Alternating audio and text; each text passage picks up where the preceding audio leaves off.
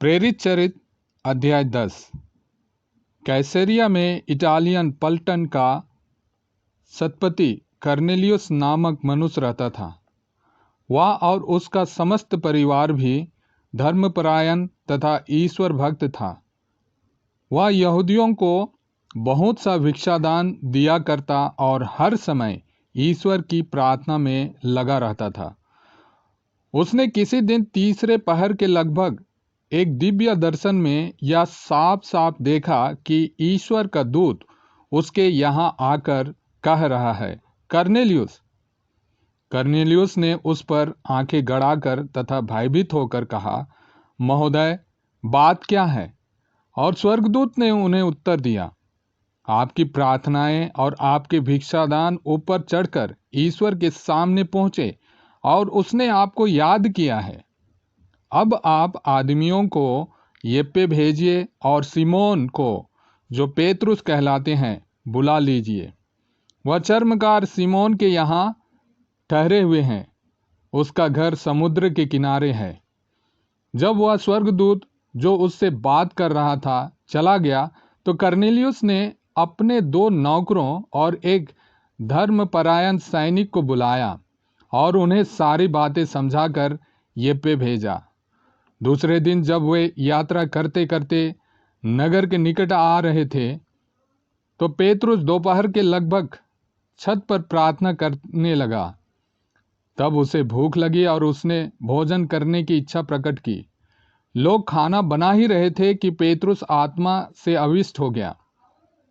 उसने देखा कि स्वर्ग खुल गया है और लंबी चौड़ी चादर जैसी कोई चीज उतर रही है और उसके चारों कोने पृथ्वी पर रखे जा रहे हैं।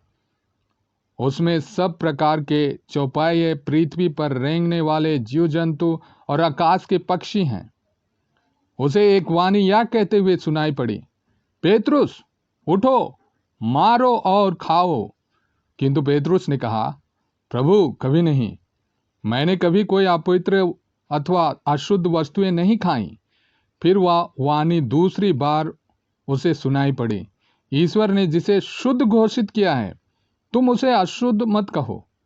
3 बार ऐसा ही हुआ और इसके बाद वह चीज फिर स्वर्ग में ऊपर उठा ली गई। पेतरुस यह नहीं समझ पा रहा था कि मैंने जो दृश्य देखा है उसका अर्थ क्या हो सकता है।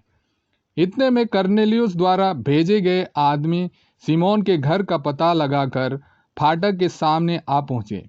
वे ऊंचे स्वर में यह पूछ रहे थे, क्या सिमोन, जो पेतरुस कहलाते हैं, इसी घर में ठहरे हुए हैं?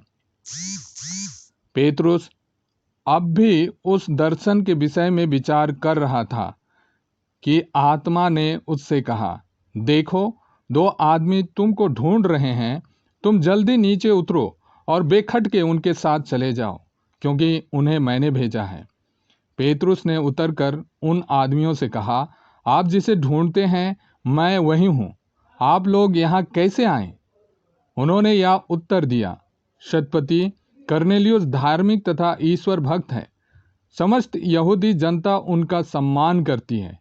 उन्हें एक पवित्र स्वर्गदूत से यह आज्ञा मिली है कि वह आपको अपने घर बुला भेजें और आपकी शिक्षा को सुने। पेतरुस ने उन्हें अंदर बुलाया और उनका आतिथ्य सत्कार किया।